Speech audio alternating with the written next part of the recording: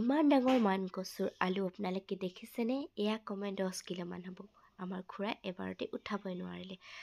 এবাৰ থৈ পেলাই আকৌ উঠালে। হেৰি দেখিছেনে কিমান ওজন?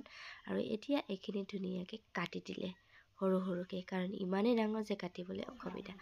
মায়ে তাৰে এডোখৰহে কাটি মোক ধুনীয়াকৈ বাছি দিলে। যিহেতু মই কচু কাটিব নোৱাৰোঁ, খুজিব বুলি বহুত ভয় লাগে, তো কাটি দিলে। মই এইপিনে মছলা, পিঁয়াজ, টমেটো চব কিছু ৰেডি কৰি ল'লোঁ।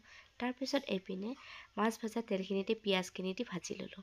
এতিয়া মই খুন্দনাতে কি কৰিছোঁ, আদা, নহৰু, জলকীয়া ৰঙাকৈ একদম খুন্দি লৈছোঁ আৰু সেইখিনি দি দিলোঁ। এতিয়া মছলাখিনি ধুনীয়াকৈ মাংস বনালে যেনেকৈ ভাজিব লাগে ঠিক তেনেদৰে মছলাখিনি ভাজি ল'বহি। তাৰপিছত কাটি ৰখা টমেটোখিনি ঝকৈ দি দিব আৰু একদম লৰাই থাকিব। টমেটোখিনি যেনেই গলি যায় তেনেকৈ আমাক কচুখিনি দিব লাগিব। তাৰ আগতে হালধি, নিমখ দিবলৈ নাপাহৰিব।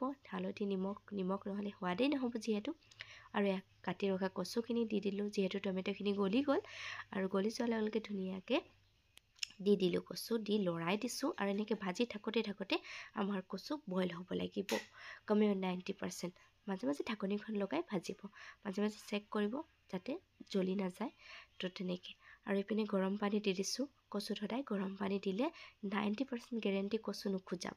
আৰু এয়া চাওক কচুখিনি বইল হৈছে, যিহেতু গৰম পানী দিলোঁ। তাৰপিছত মই মাছখিনিও দি দিলোঁ।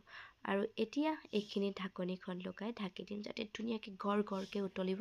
আৰু তেতিয়া মাছৰ পৰা ধুনীয়াকৈ কচুত ফ্লেভাৰ আহি যাব আৰু মাছৰ ভিতৰলৈকে ৰস সোমাব। আৰু এতিয়া খাবলৈ ৰেডি হ'ল, যিহেতু ধুনীয়াখিনি কাটি ঢাকনিখন লগাই